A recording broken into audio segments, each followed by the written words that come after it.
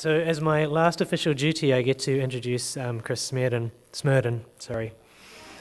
We talked about this and I told her I was still going to get it wrong. So Chris had prepared a bio for me to read and then promptly took it away from me. So I'm left with this. It is my great pleasure to introduce Chris Smerdon, who has been our Quality Assurance Program Manager for the last couple of years. She oversees, and just in case you won't see, but she oversees the running of the Quality Assurance Program. Today's presentation is just going to provide a bit of a debrief on the RCA and also talk about the Quality Assurance Program. The end. Thank you, Phil. Okay.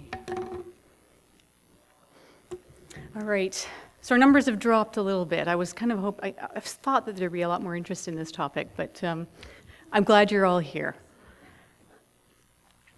Okay, so this is what the presentation looks like. It's as Phil said, it's a debrief on the RCA administration that took place in November. I'll go over some of the high points, the highlights of the results, and pull out of those results 5 things that we can take from the results. Similarly, we'll talk a little bit about the feedback we've received from registrants and 5 things that we can pull out of that. We're pulling many more than 5 things out, but for the purpose of time here, we'll focus on 5. And then finally, we'll look a little bit into the future. What are we working on now and what's going to happen next, particularly for ways that you can be involved. I have about 20 slides. I estimate that I'll talk for about 20 to 25 minutes, and then we have the balance of time for questions, which before would have been about the same amount of time, but I will defer to the timekeepers up here. I'm thinking about the next session as well. Okay, so any discussion about the results from the registrant competence assessment has to include a discussion about the Board of Examiners, because the Board of Examiners are the people who, the group of registrants, whose role it is to review the process of exam assembly, the process of administration. They look at incidents that happened. They look at the data analysis from the results, and then they make decisions and recommendations to the Quality Assurance Committee as to the issuing of results. So the Board of Examiners met on January the 16th to do the bulk of that work. And I'll highlight 3 of their main decisions and recommendations for you. The first thing was they look at the validity evidence from the exam. And validity, what is the evidence that they would look at for that? They look at the blueprint that we have for the RCA, and they look at how the actual forms that were given to registrants compare to that blueprint. Did they match it? How well did they match it or not? They look at the process to assemble each of the exam forms. And they also look at registrant feedback, because we ask registrants how well did the content, or how much did the content reflect what you see in day-to-day practice. So the Board of Examiners decided that the validity evidence for this administration was satisfactory.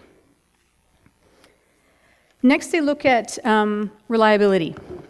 And reliability is, the Board of Examiners is provided with reliability estimates from our consultants who do the psychometric analysis for us, and how those were calculated. And then the Board of Examiners decides whether they're sufficient or not to issue results. And for this administration, unlike many of you will remember last year with the pilot exam, the reliability estimates were good this year. Thirdly, because of the type of exam this is, where we're basically identifying whether the person who wrote the exam has met or not met a standard, one particular standard, the consultants who do the analysis also calculated decision consistency and decision accuracy. So decision consistency is the extent to which the observed classifications of examinees, so did they meet or not meet the standard, would be the same if you tested them again. And that was excellent. Now, decision accuracy is the extent to which the observed classifications of the examinees based on that one exam would agree with what they would actually be classified as. So did we get their classification right, and would we get it right repeatedly? The estimates of both of those measures were excellent. So we proceeded to issue results to registrants in the third week of February. The next table, I'm going to preview it for you so you don't get overwhelmed. I'm going to put up a table that actually is on the website as well. It's actually on the website in two separate tables, but I've combined them here so that we have the information all in one place. And I'll walk you through it, so don't worry about being overwhelmed by the numbers at this point. Okay, the only problem is I can't see it.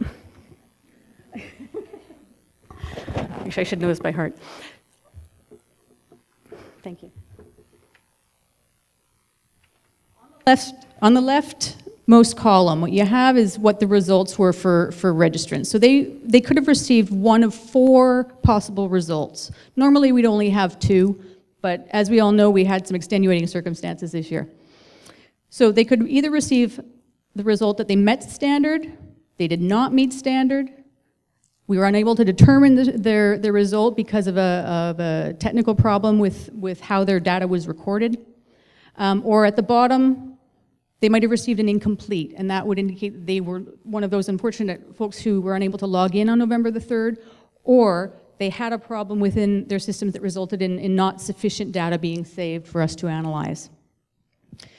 And then running across the top, you have the 4 contexts, and each of the cells contains the number of registrants that would be represented in each of them. Now, to talk through the numbers, let's start at the bottom right-hand corner. Pointer on it? No. So in total, we had 1,366 registrants who we expected to write the exam in November. So that you can see that in the bottom right. We had 255 people across all four contexts who received an incomplete. So we didn't have any, or it was in the amount of data we had for those individuals was insufficient to include in the analysis.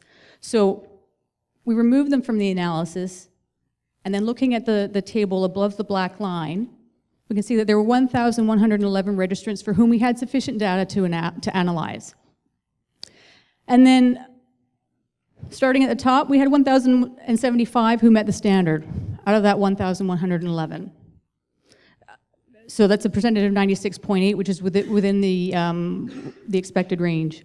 We had 17 who didn't meet the standard, and then we had 19 for whom we had sufficient data to include them in the analysis, but we didn't feel confident or comfortable, the Board of Examiners didn't feel comfortable issuing a met or didn't meet standard because of the problem that we saw within their data.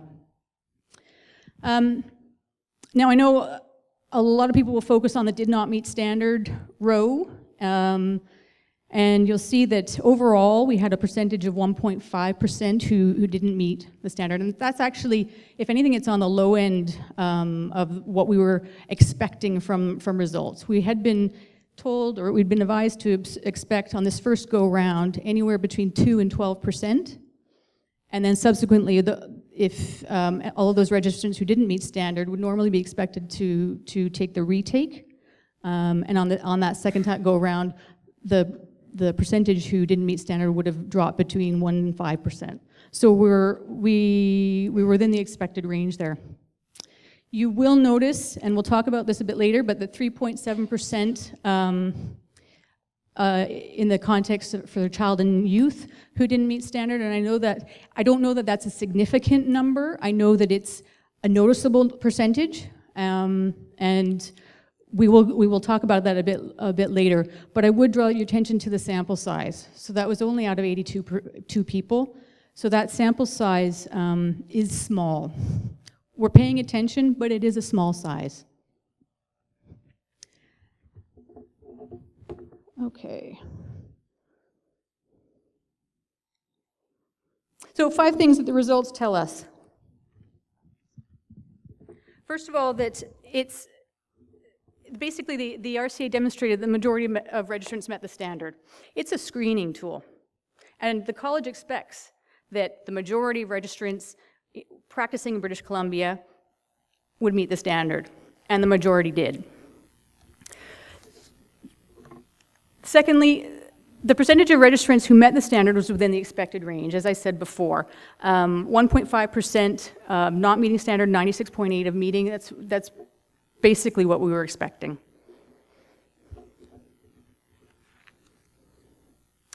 Third thing, following the pilot, some of you might remember, the Board of Examiners and the Quality Assurance Committee had made recommendations to make some fundamental changes to the exam. And one of the things that the results tell us is that the recommendations that they made contributed to the reliability on the RCA that actually met the psychometric requirements this year. So some of the changes that they made that made the difference was that originally registrants were able to choose 2 contexts out of the 4. They could choose 1 or 2 out of the 4 to write the exam in, and the decision was to limit that to only 1 choice. That increased the number of people that we had writing each context. And also it meant that one person was being evaluated solely on 1 context area, not in 2. They also recommended that we increase the number of cases and questions on the exam. This type of exam is case-based. The case is our fundamental unit of analysis. In the pilot, we had 16 cases and between 75 and 80 questions. For the administration in November, we went up to between 20 and 25 cases and between 100 and 110 questions. So in order to do that and still keep it within the 3-hour max that we wanted to have, the item writers did a lot of work over that last year to make sure we removed any extraneous detail that wasn't necessary to the scenario or the questions, and cut down the number of response options that were included within a question, so that we minimize the amount of reading that needed to be done. And the time estimates for the administration in November were that it was overall manageable within the 3 hours. We have a couple of instances of individuals that felt rushed towards the end, but overall it was manageable within the 3 hours, with time to look back at your questions, your answers. So 4th thing, the child and youth context requires further exploration, and we knew this.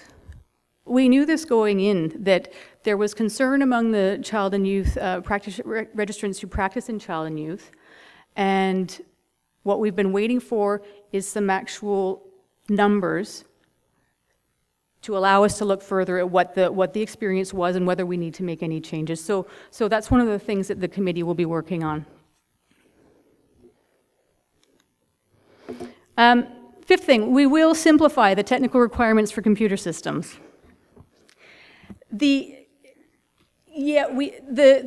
server overload on November 3rd was one issue, but overall the application that delivers the exam actually performed really well. And so our concern about, for those of you who didn't write, the registrants had to read through some technical requirements to make sure that the computer system they were going to use, which consists of your operating system, your browser, your internet connection, all of that, met certain requirements, because we were concerned that there were individual, with the pilot test, we saw individual things coming up that were not down to the delivery system. It was down to individual computer systems that registrants were using. So we tried to narrow down the options in order to minimize the potential problems that they experienced. But as it turns out, the application, because of changes that our provider had made over the last year, it was actually able to accommodate a larger variety. So we'll be simplifying some of our instructions for the next go-around. Although I would still discourage the use of operating systems that are no longer supported by the manufacturer. Strongly discourage that. Okay, so registrant feedback. We conducted 2 surveys. The first one was November, December, so after the sessions in November. And we had 718 people who responded to that, which was fabulous. And then we did a second one that was a little bit shorter, some of the same questions, but some different ones. After the results went out, and that was so February to March. We only had 118 people who responded on that one, unfortunately. The results of the first survey were shared with the Board of Examiners as part of the validity evidence, and also with the Quality Assurance Committee. The results of both of the surveys are on the college website. There's a summary sheets, as well as all the histograms for each of the questions. So you can access that at your leisure. Now, what did those results tell us?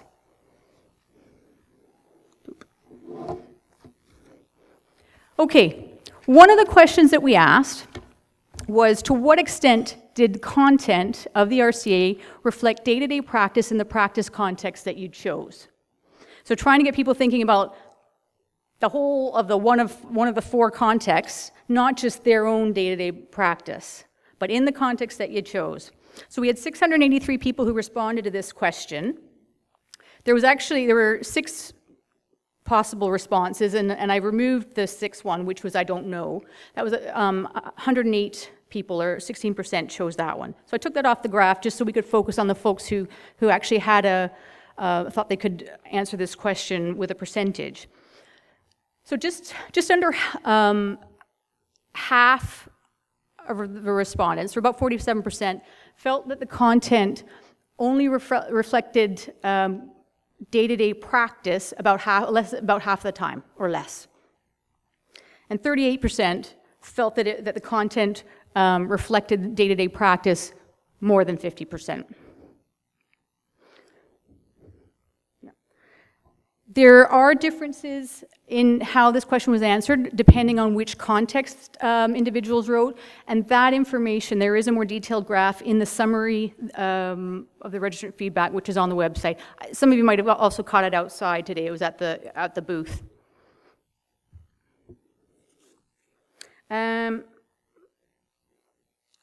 Right, on the differences, one thing I will point out was that within the cardiorespiratory context and the child and youth, we had a larger percentage of respondents who answered did not know, or who answered it only reflected 10 to 25%.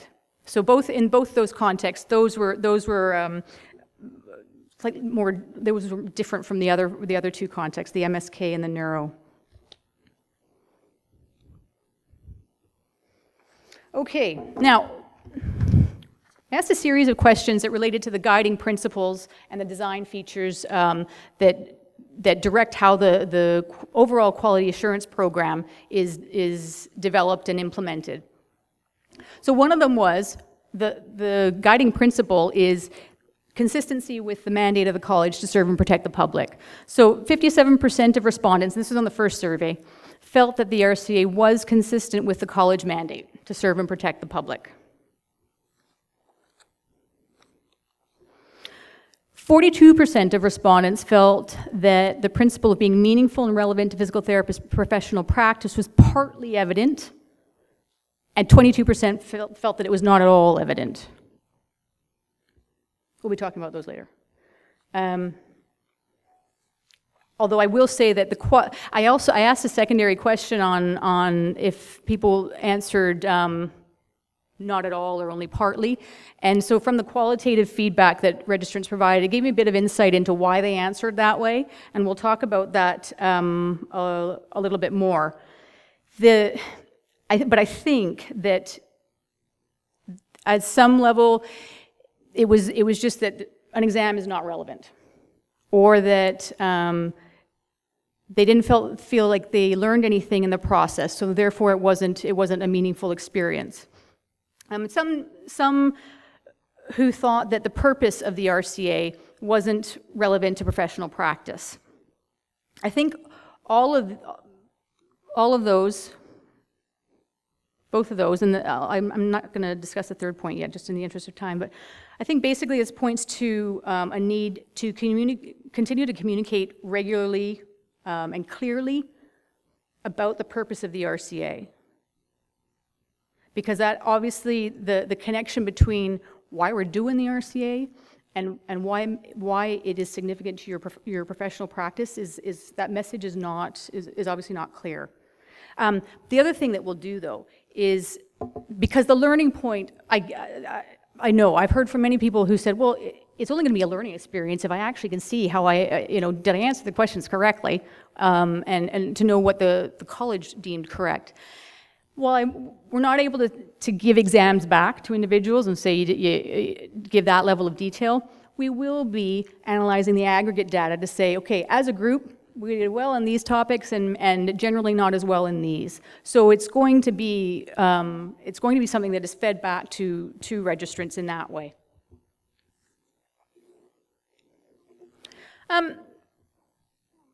Next thing that the feedback tells us is that the RCA is generally perceived to be consistent with the college mandate. So we talked about that. Oops.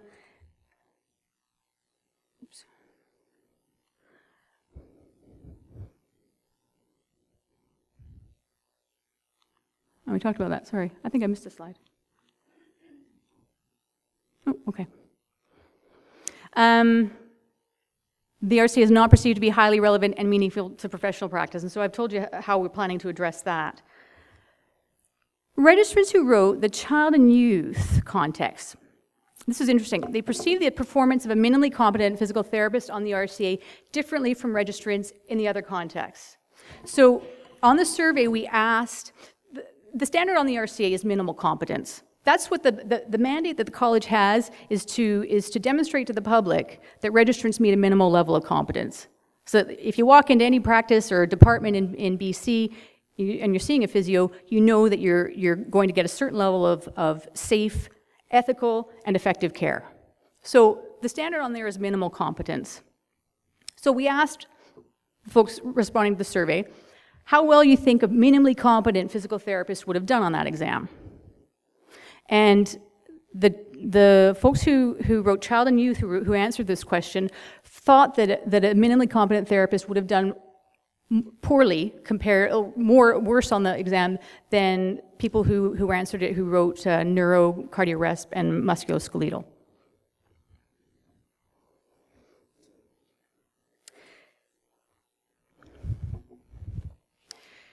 The fourth thing that it tells us, because we did hear a lot about, it's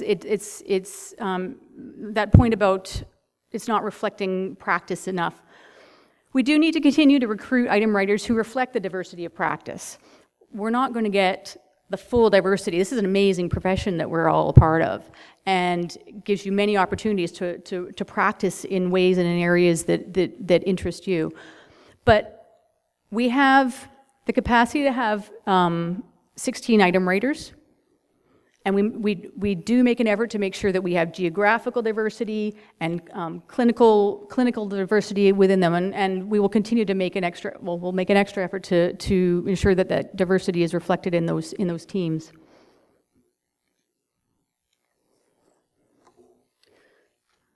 Okay, this is the other one that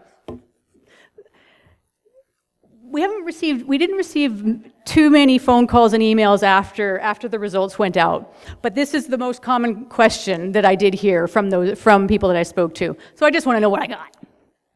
All you told me is that I met the standard. That doesn't tell me anything. I'm going to tell you why that's all they hear. Partly it's because it goes back to the purpose of the exam. It's just to be able to say you met the standard or you didn't. It's not the purpose of the RC to say how well you did compared to everybody else in the province, or how great you're doing in your particular field. It's just, did you meet it or didn't you? So this is basically a histogram that we would get, and we've taken the numbers off of it. On the bottom, you would have the scores on the exam, and running up the y-axis, it would be the number of registrants who scored, like you have 5 who scored 80 or whatever. So that's what it looks like at the beginning. And you have the red line, which is the cut score, also known as the pass score. The cut score is derived from the level of difficulty of every single item that appears on an exam form. We know the raw cut score before the exam is administered. After it's administered, the analysis is done. This is a sample of what the histograms would look like.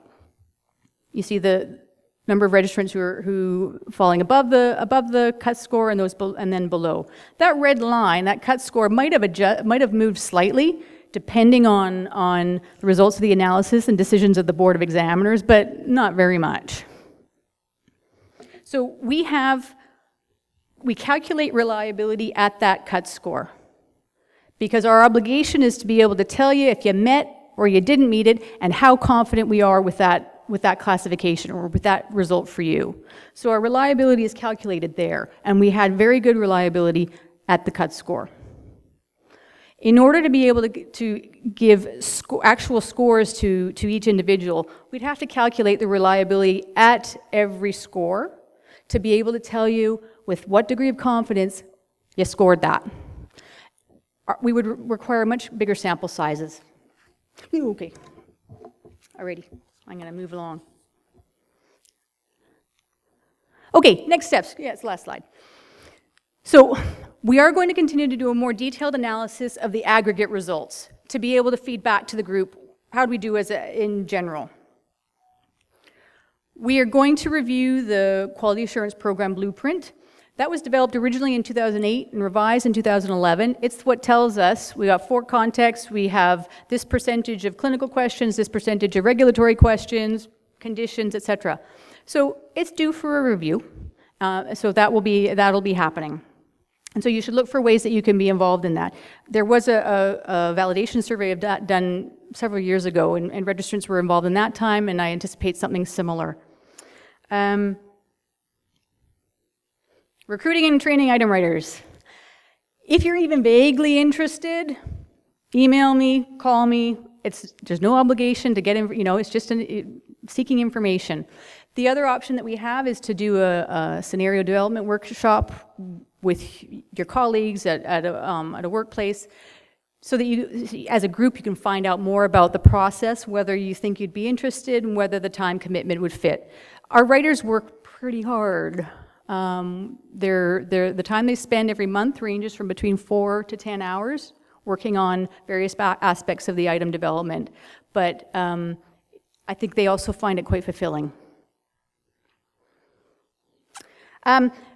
We will also be reviewing and putting out to registrants more information about the registrant practice support component, which is that third component of the quality assurance program, and asking for your input on the development so far and what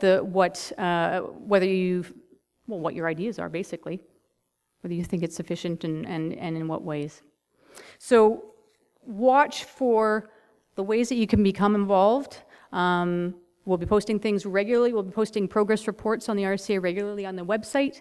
Not as much in the newsletter because it's only 3 times a year, but the newsletter will contain other articles and regular calls for volunteers or ways that you can become involved in the process. So, how are we for time and questions?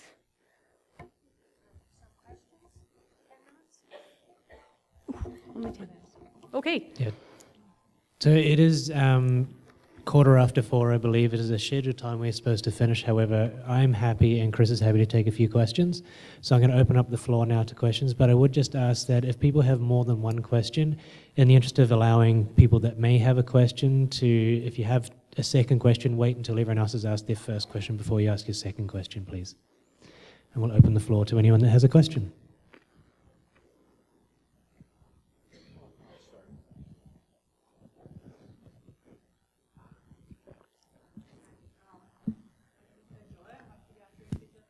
Is that on?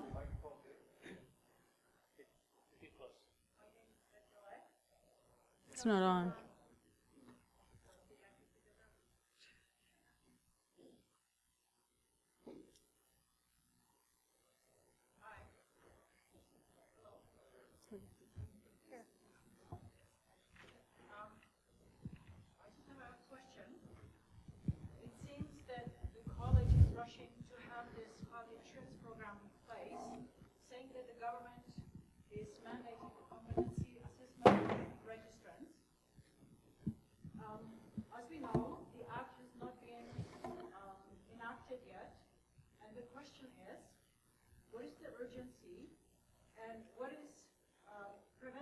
college, upon proper consultation with the members and stakeholders, to design a system that will be meaningful, relevant, and supporting growth of registrants so that they can provide high-quality service to the public?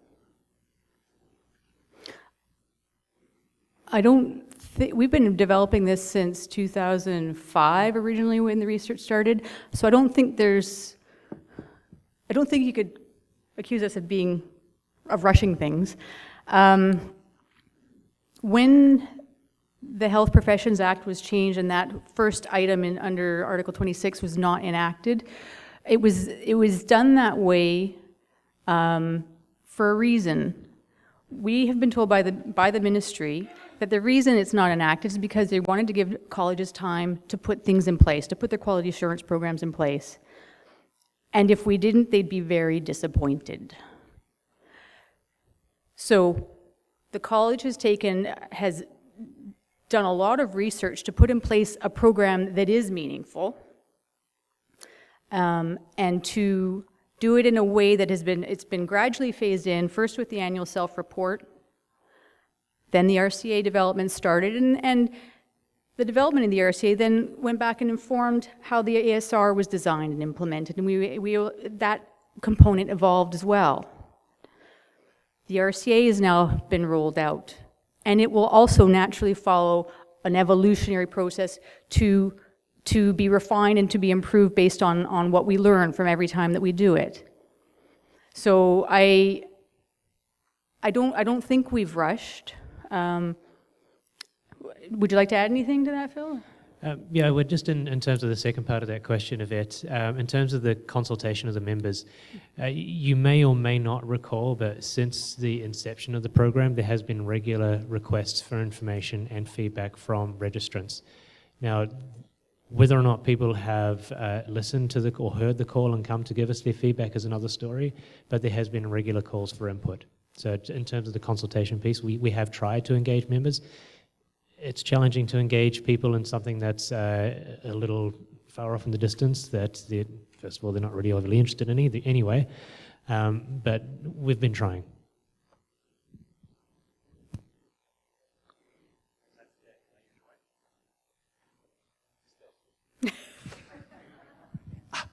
Sorry, just thank you, Chris, very much for the presentation, for the opportunity to see this and to ask some questions.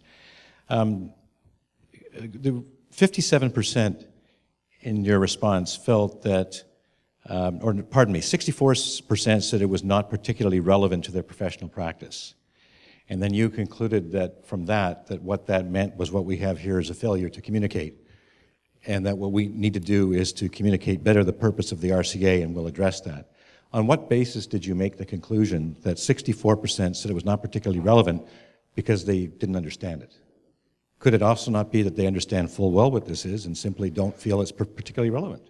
Yeah, maybe a small portion of them could, but when you read the qualitative feedback, which granted that hasn't been distributed, but the comments that were being made told me that the connections that respondents were making between how meaningful it was or not, or how relevant it was or not, indicated to me that we haven't explained completely or clearly enough what the purpose of this is. Because if you understand that the purpose of this is to demonstrate to the public that the vast majority of physical therapists in British Columbia practice with at least a minimal level of safe, effective, and ethical practice, how can that not be meaningful? How can demonstrating to the public that we are, as a whole, a competent professional group, how can that not be meaningful? So that told me that we need to communicate more clearly what the purpose is. The second piece is about the learning, because everyone has been used to doing the annual self-report every year, which is a learning tool. It's fantastic. You have the answers right there where after you've answered the questions, and then you can read through the resources and the references that support those. The RCA does not have the same purpose as the ASR.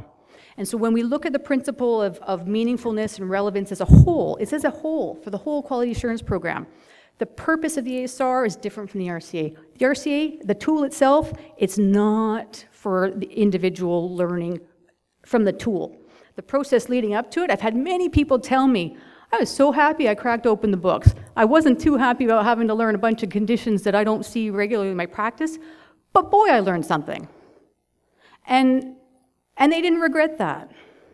They didn't regret it. So there are levels of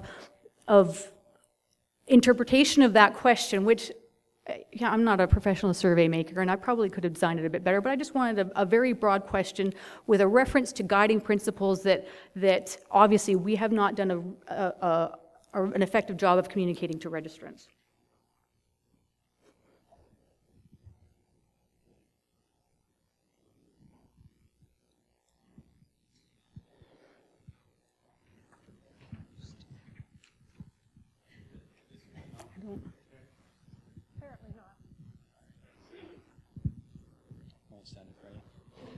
Hi, Chris.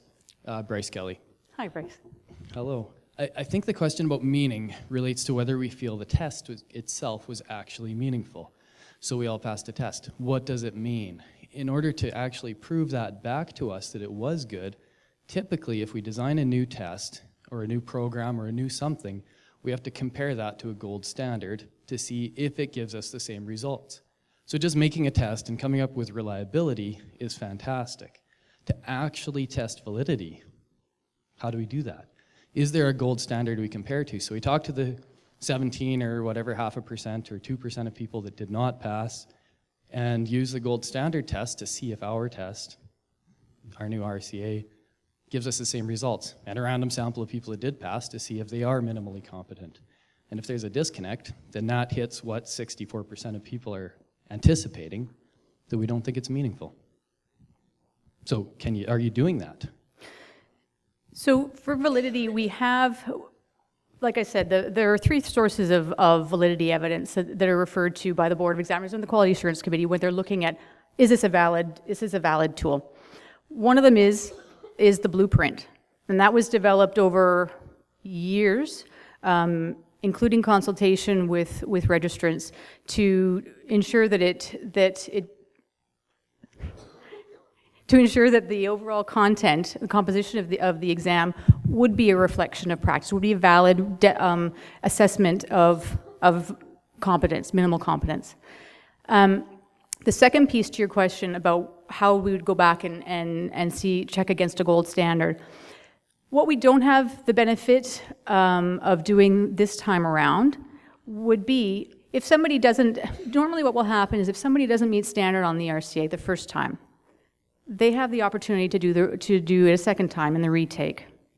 At that point, if they don't meet the standard the second time, the first thing that we're going to do as the precursor to the practice support component is an assessment of professional performance, contextually based, individualized, done by a trained assessor who goes in and assesses that person in a context that is relevant for that person.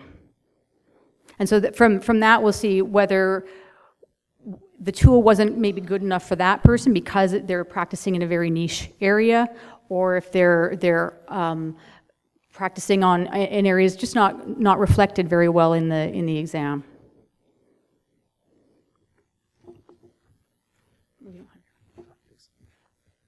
Sorry, I gave away my mic. For good reason. I just wanted to add to that. I think one of the common concerns that I've heard from people is that they didn't feel that it really challenged them. And I really want to stress that there's a significant difference between challenging competence and assessing competence. And so what we were doing is we were assessing a minimal standard of competence, which the test and all the science behind it is telling us is true and accurate, but we weren't necessarily challenging you to the end and finding out where your limits of competence are. And so I just wanted to make that important distinction between assessing and challenging. I would like to say that we got together as a group and actually prepared for the exam somewhat, and we actually had quite a bit of fun doing that. I think it was a rewarding experience for everyone. Having said that, I think we noticed earlier we are a bit of a competitive group.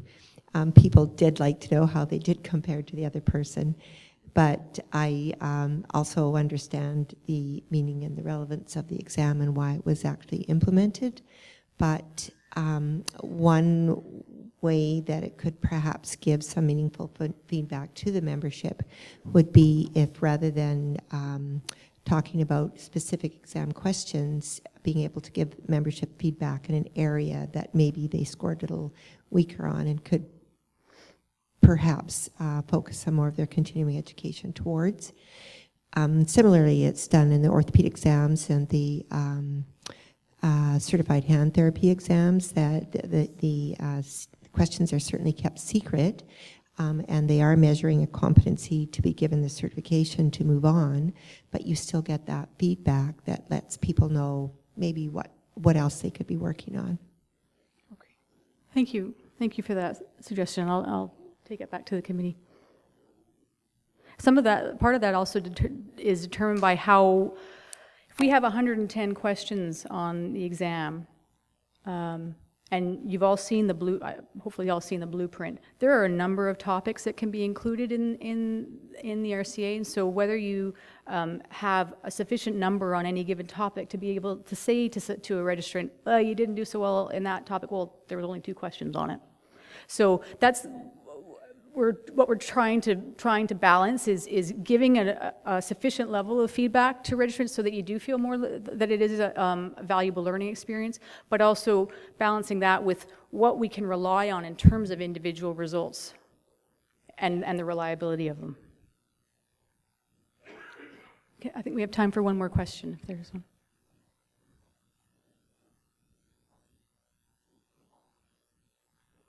Okay, but I mean, if more questions come up, and if you would like to be involved, 2 email addresses up there, and my phone number.